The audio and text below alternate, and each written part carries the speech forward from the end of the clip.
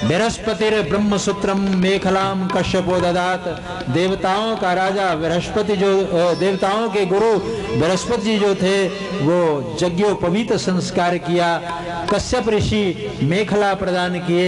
ददौ कृष्णा जिनम भूमिर, और भूमि माता जो थी वो काले रंग का मृग चर्म दे दिया। दंडम सोमो वनस्पतिर कौपीन आच्छादनम माता दौ क्षत्रम जगतः पते, और माता अदिति जो थी वो कौपीन इत्यादि दे दी। कमंडलुम वेद गर्भः, और ब्रह्मा जी ने कमंडलू दे दी। कुश का आसन सप्तर्षियों ने दिया।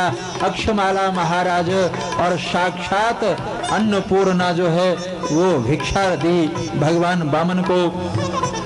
वामन भगवान को हर कोई कुछ न कुछ दे रहे थे। अंत में भगवान वामन ने कहा आप लोगों ने सब कुछ तो दे दिया, लेकिन अब मुझे कुटिया बनाने के लिए 3 पग भूमि की जरूरत है।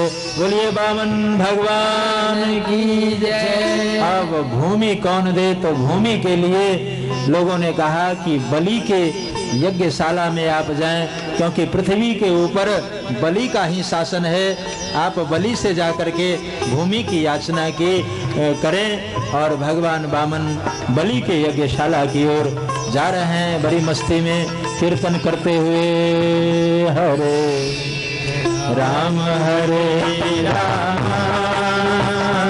राम राम हरे हरे, हरे कृष्ण हरे कृष्ण कृष्ण कृष्ण हरे हरे, हरे राम राम राम राम हरे हरे, हरे कृष्ण कृष्ण कृष्ण कृष्ण हरे हरे, हरे राम राम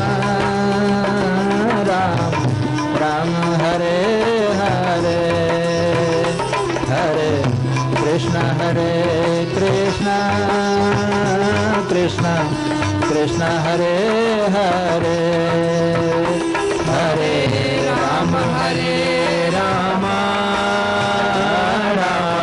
राम हरे हरे, ओ हरे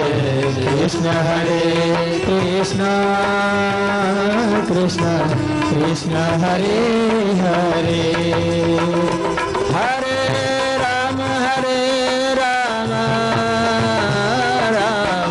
राम हरे हरे, हरे कृष्ण कृष्ण कृष्ण हरे हरे, हरे राम राम हरे हरे, हरे कृष्ण कृष्ण कृष्ण हरे हरे, हरे राम राम राम हरे हरे, हरे कृष्ण कृष्ण कृष्ण हरे हरे, हरे राम राम हरे हरे, ओ हरे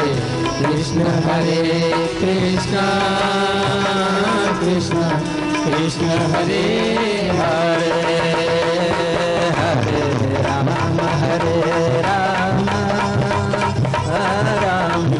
राम हरे हरे, हरे कृष्ण कृष्ण हरे हरे, हरे राम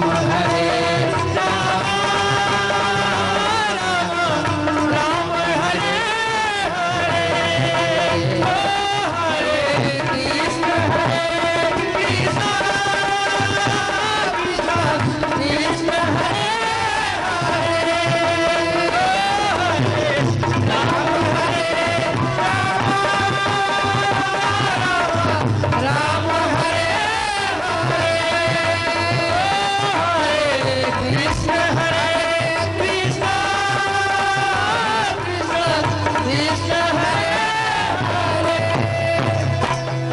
बोलिए बामन भगवान की जय, भक्तवत्सल भगवान की जय। भगवान बामन बलि के यज्ञशाला में पधारे। बलि ने खूब स्वागत किया है। स्वागतम ते नमस्तुभ्यं ब्रह्मन् किं करवामते, ब्रह्मर्षि नाम तपः साक्षान् मन्ये त्वायर बपुरधरम। अद्य नः पितरस्तृप्ता अद्य नः पावितम कुलम अद्य सुष्ट कर्तुरम यद भवान आगतो गृहान।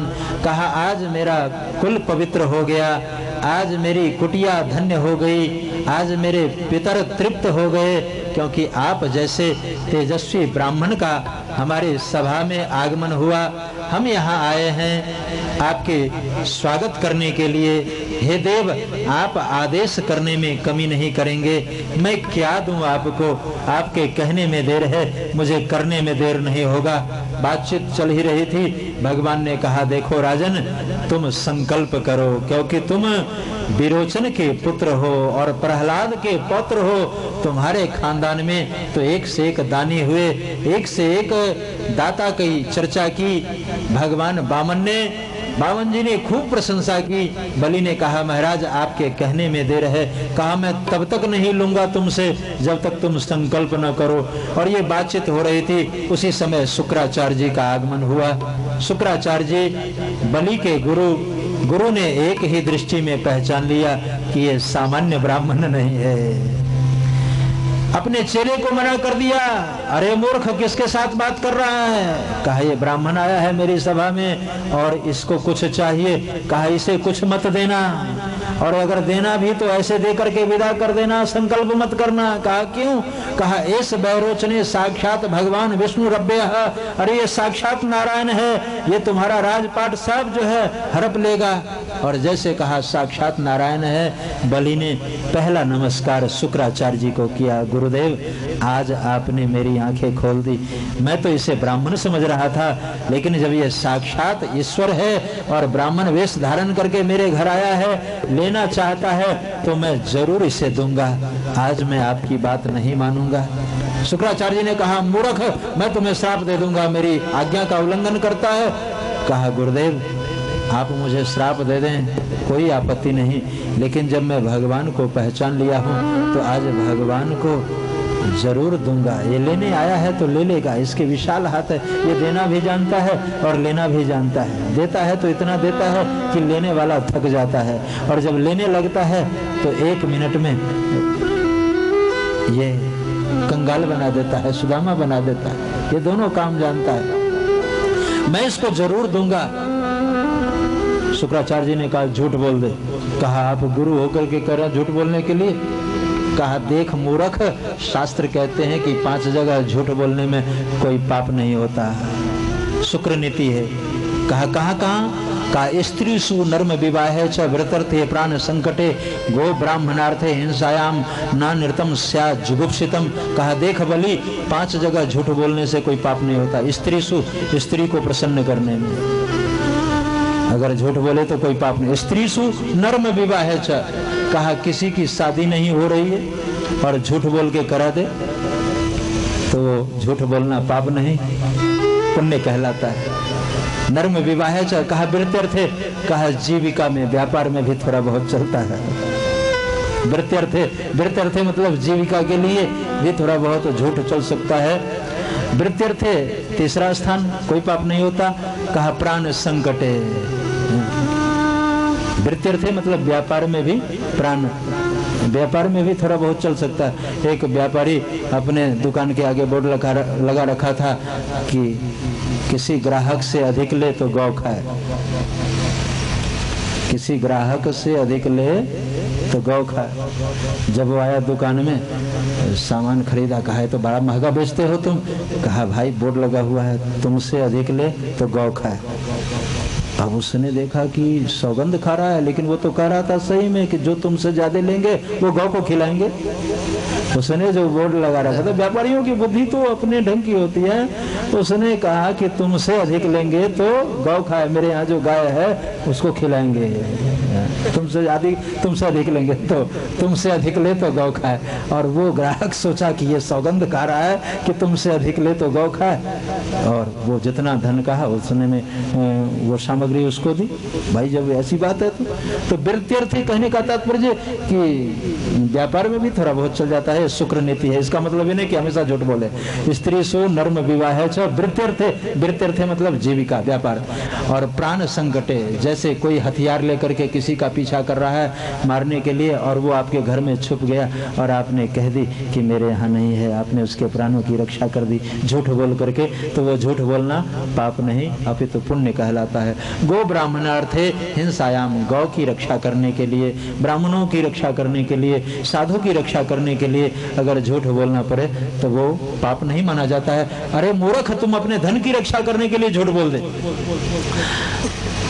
बलि ने कहा नहीं गुरुदेव, अब जब ये आया है लेने के लिए तो मैं संकल्प करूंगा और इसे अवश्य दूंगा।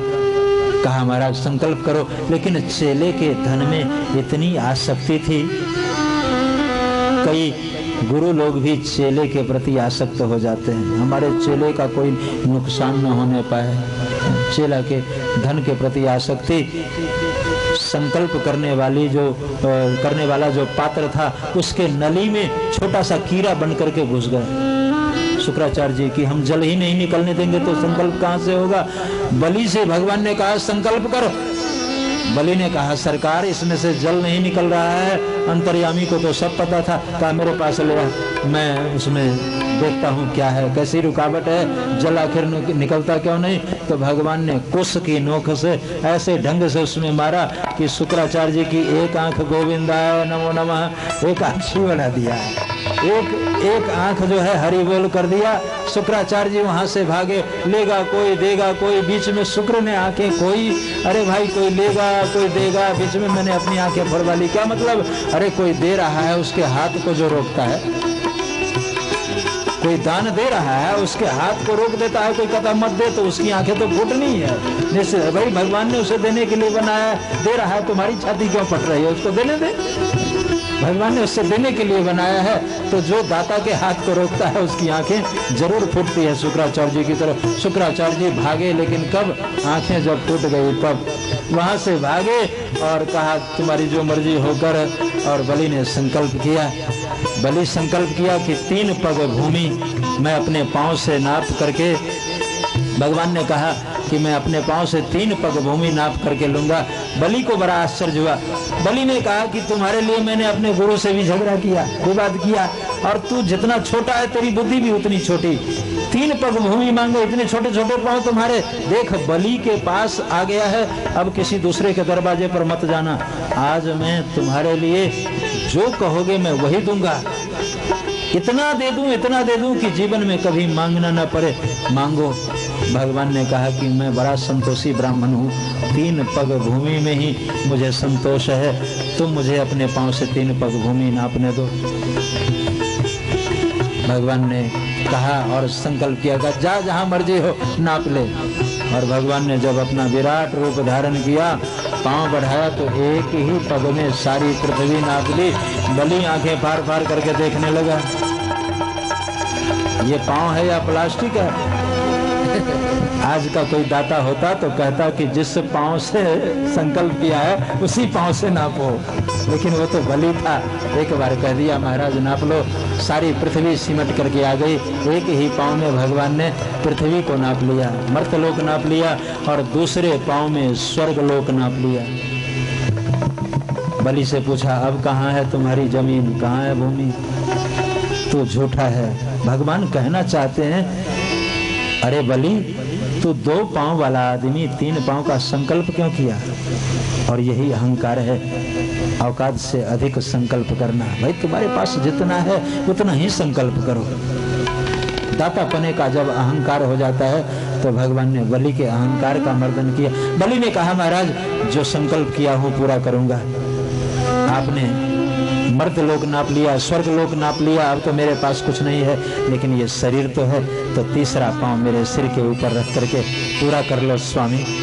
जैसे प्रार्थना की भगवान ने बलि के सिर के ऊपर चरण रख दिया और भगवान ने कहा अभी तक तो मैं तुम्हें बांध रहा था, आज तूने मुझे बांध लिया, सिर अर्पण करके मुझे बांध लिया। और प्रभु के चरणों में एक बार नमस्कार कर लो, प्रभु को बांध लो। इतने दयालु है, इतने दयालु। भगवान ने बलि से कहा मांगो मैं तुम्हें क्या दूं। तो बलि चाहत वैकुंठ को प्रभु दिन्हो पाताल, वो वैकुंठ के ऊपर कब्जा करना चाह रहा था। भगवान ने पाताल लोक का उसे राज्य दे दिया कि तुम पाताल के राजा रहोगे, नागलोक के राजा रहोगे। और तुम्हारे राजमहल में कितने दरवाजे हों? कहा 52 दरवाजे। राजमहल में 52 दरवाजे थे। बलि ने कहा महाराज आप बड़े दयालु हैं, आपको जो अच्छा लगा आपने किया, अब मैं एक प्रार्थना करूं? कहा तुम जो मांगोगे मैं वही दूंगा। बलि ने कहा महाराज मैं यही चाहता हूं कि मैं अपने राजमहल के जिस दरवाजे से निकलूं उस दरवाजे पर आपका दर्शन हो। और बांध लिया। भगवान ने कहा अब तो चौकीदारी करनी पड़ेगी। तो चौकीदार बन करके बलि के राजमहल के पास नियुक्त हो गए। लक्ष्मी जी ने देखा कि ये किस भगत को दर्शन देने गए, अभी तक लौट करके नहीं आए, काफी दिन हो गए। पता लगाते लगाते जब नागलोक पहुंचे तो देखा चौकीदार बने बैठे हैं बलि के दरवाजे पर। बस झट से वेश धारण किया और बलि जो बैठा था सिंहासन पर, लक्ष्मी जी ने बहन का रूप धारण करके और उसे कलाई पर रक्षा सूत्र बांध दी। बलि ने पूछा ये क्या है?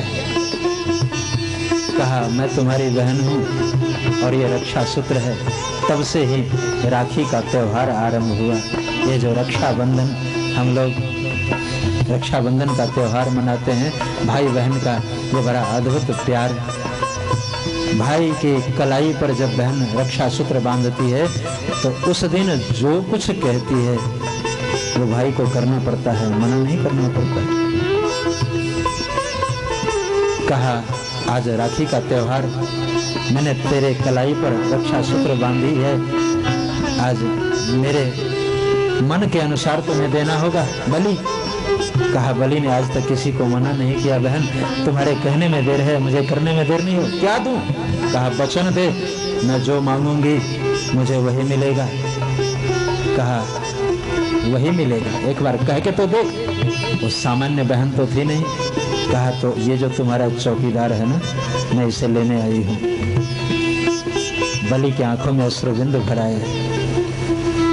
तू मेरी बहन नहीं हो सकती, कौन है? सब कुछ लुटाने के बाद मैंने इसे पाया था, और जो सब कुछ लुटा देता है वही तो प्रभु का प्यारा होता है, दुलारा होता है, इस जग से न्यारा होता है। सब कुछ लुटाने के बाद आज इसे पाया और तुम इसे लेने आई है। तू मेरी बहन नहीं हो सकती, कौन है? अपने वास्तविक रूप में आए। वास्तविक रूप में आने के लिए जैसे कहा तो भक्तों के आगे भगवान की चलती भी नहीं है। लक्ष्मी जी अपने स्वरूप में आई। आप दोनों को कौन अलग कर सकता है? लक्ष्मी और नारायण, भगवान वामन जो हैं वो नारायण, एक ही सिंहासन पर लक्ष्मी नारायण बैठे और बलि ने आरती उतारी है। आरती का भी समय हो गया है, आप भी आरती उतारें। प्रातः काल की सभा ठीक 8 बजे आरंभ होगी। प्रातः काल की सभा में राम जी का आगमन होगा और इस पंडाल को अयोध्या का रूप दे देना चाहिए। खूब गुब्बारे आदि से सजा देनी चाहिए। सुबह की बेला में भी, शाम की बेला में खूब उत्सव मनाया जाएगा। और प्रातः काल की सभा में राम जी आएंगे तो लड्डू पेड़े से काम चलेगा, लेकिन शाम में श्याम जी आएंगे तो जब श्याम जी आते हैं तो ड्राम का ड्राम दूध, दही, मक्खन, मिश्री सब जुटाना पड़ता है। नंद के आनंद भयो जय कन्हैया लाल की। तो ड्राम के ड्राम मक्खन मिश्री चंडीगढ़ वाले ख्याल से आरती और प्रसाद। आरती होगी, आरती के पश्चात प्रसाद वितरण होगा और समय से आने की कृपा करेंगे।